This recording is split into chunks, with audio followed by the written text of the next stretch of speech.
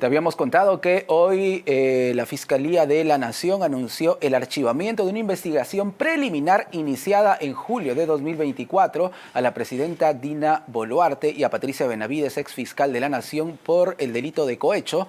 Está con nosotros aquí en Prueba de Fuego. Soy Jorge Rodríguez y me acompaña el doctor Juan Carlos Portugal, abogado precisamente de la mandataria. Bienvenido, doctor Portugal. Gracias nuevamente, Jorge. ¿Cómo toma esta decisión del Ministerio Público? Que, atención, no es cosa juzgada, ¿no? Más adelante podría abrirse nuevamente una carpeta con este mismo delito. Atención.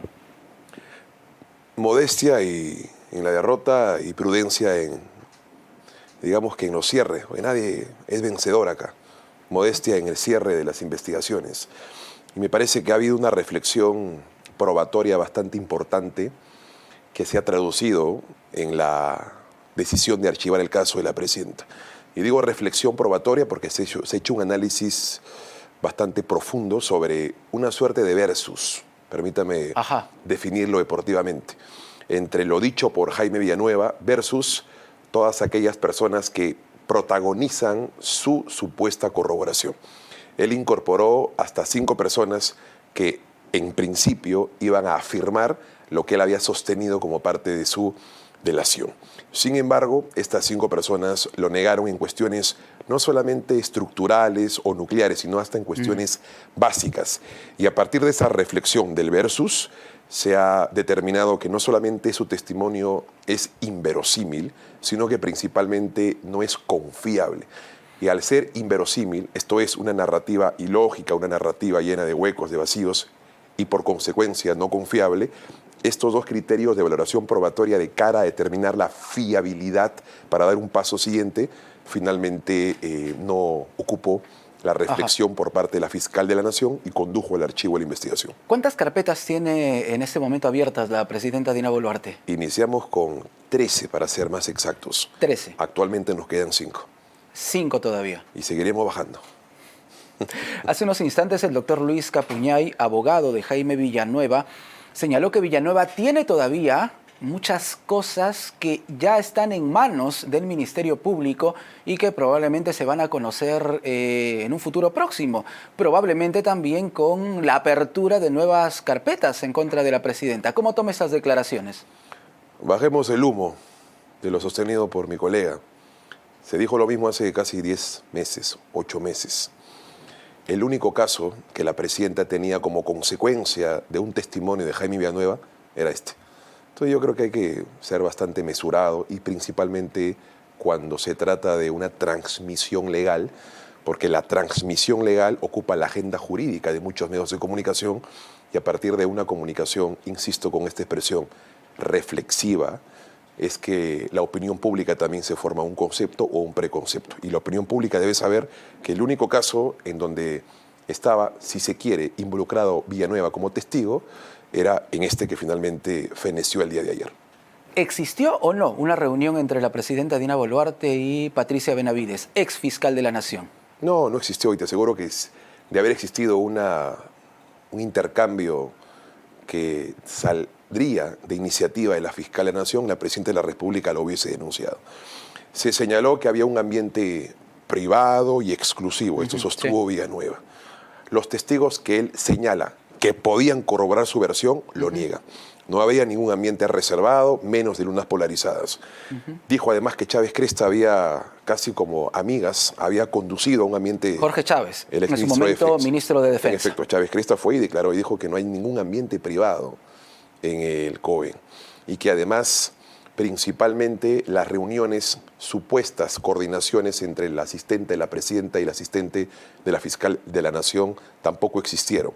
Entonces los testigos que él ha incorporado como parte de su narrativa de corroboración finalmente han negado estas múltiples afirmaciones. Lo que concluimos es como sostuvimos inicialmente el caso. No se puede utilizar a un testimonio como una cuestión sacrosanta, como una cuestión bíblica.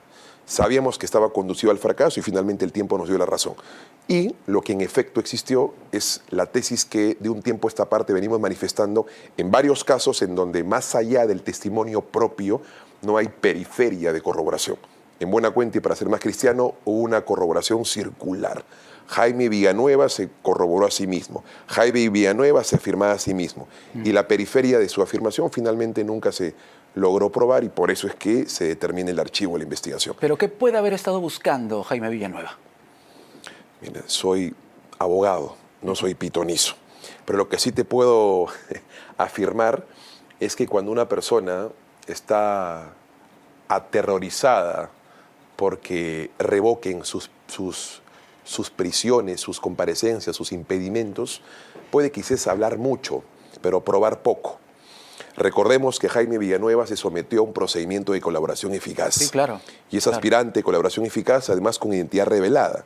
De tal manera que en ese escenario es altamente probable que, sucumbido por el miedo, haya podido entregar demasiada información que finalmente con el tiempo no termina por afirmarla.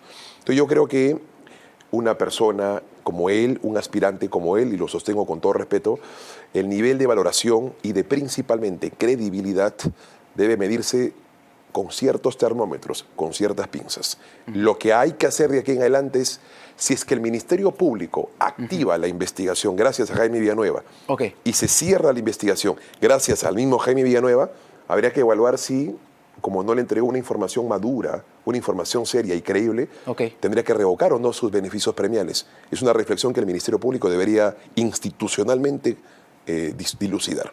Ya que hablamos del Ministerio Público, estuvo aquí sentado donde se encuentra usted, doctor Portugal, el doctor Cubas, vocero de la Fiscalía del Ministerio Público, y él nos dijo que literalmente la presidenta de la República estaba tomando la revancha por las investigaciones en su contra y que por eso no le estaba dando el presupuesto que necesitaba el Ministerio Público y se refirió exclusivamente al caso cirugías. Vamos a escucharlo, por favor, doctor Portugal. Claro, mucho gusto.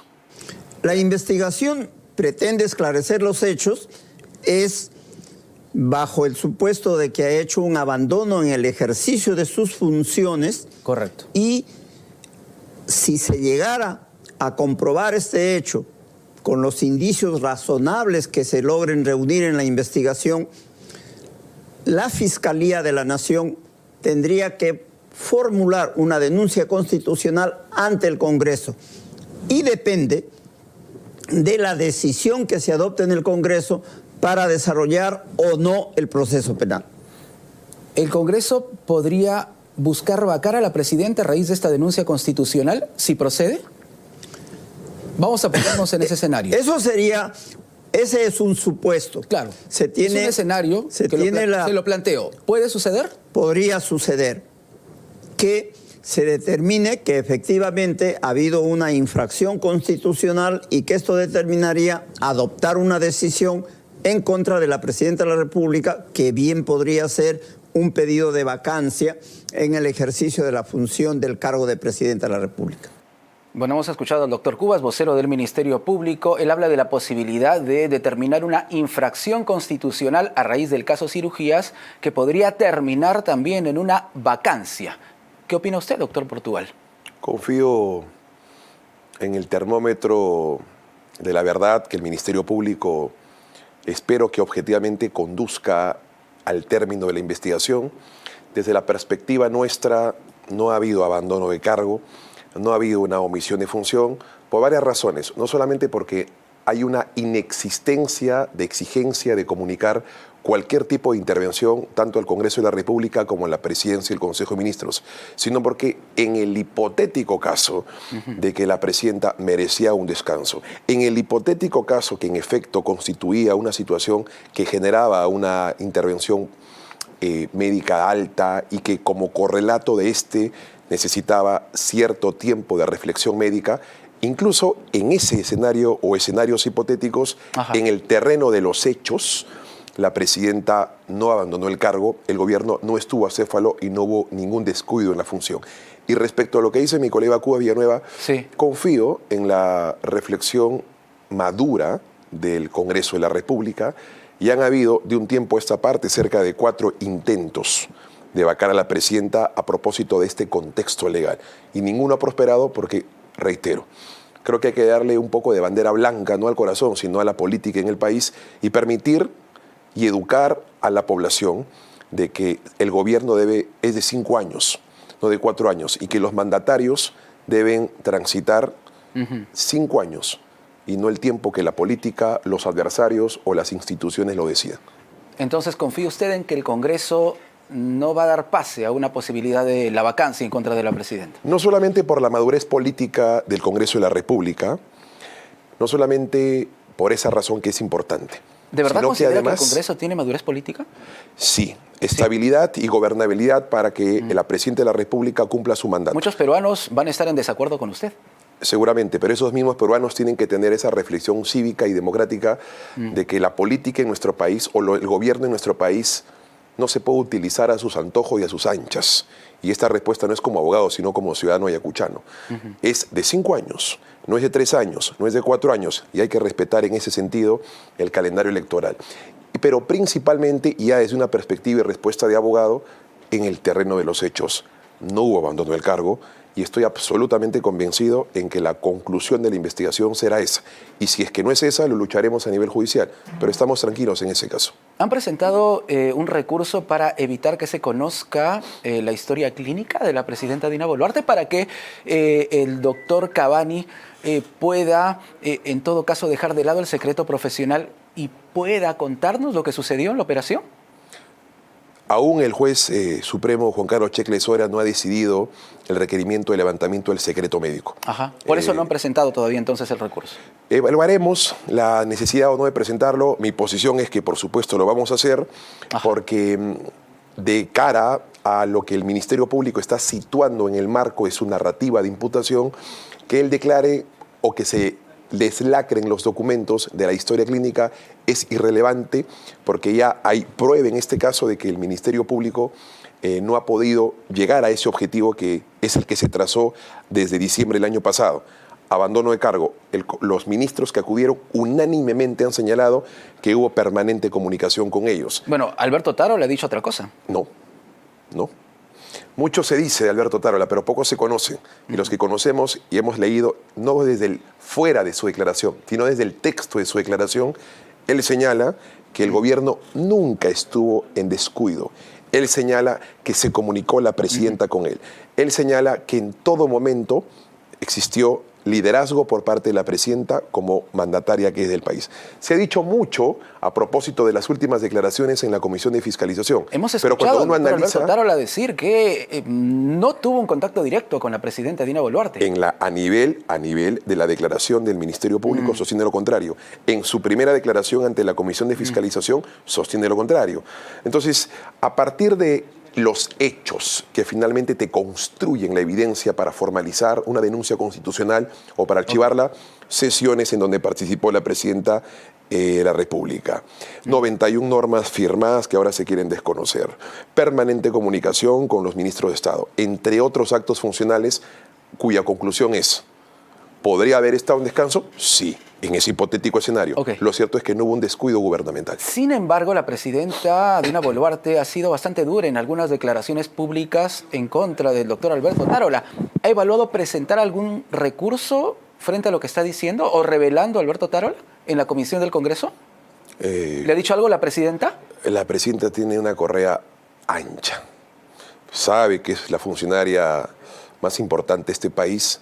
Sabe que existe un acuerdo plenario 3/2006 que establece que los funcionarios públicos electos por sufragio popular tienen un nivel de escrutinio y de fiscalización mayor por parte de la ciudadanía.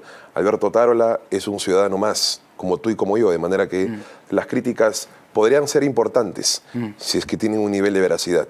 Si no son importantes, quedan en la opinión de un ciudadano más de este país. Si tiene una correa ancha, ¿por qué no habla con la prensa? Correa ancha para soportar sus temas legales. Fíjate que... Pero no para conversar con los periodistas. Lo ha hecho a su estilo, en sus formas y en sus tiempos, finalmente lo ha hecho. Si no tuviese correa ancha, cada denuncia que se crea contra ella, falsamente, tendría una respuesta legal. Se dijo mucho de Patricia Muriano, no tomamos ninguna acción contra ella porque además no hay por qué hacerla. Yo creo que la presidenta de la República es bastante sabia y es bastante reflexiva a nivel de sus consecuencias legales que además son aconsejadas por parte mía, ¿no? Gracias, doctor Portugal. Con mucho gusto. Juan Carlos Portugal, abogado de la mandataria Dina Boluarte, con nosotros aquí en Prueba de Fuego.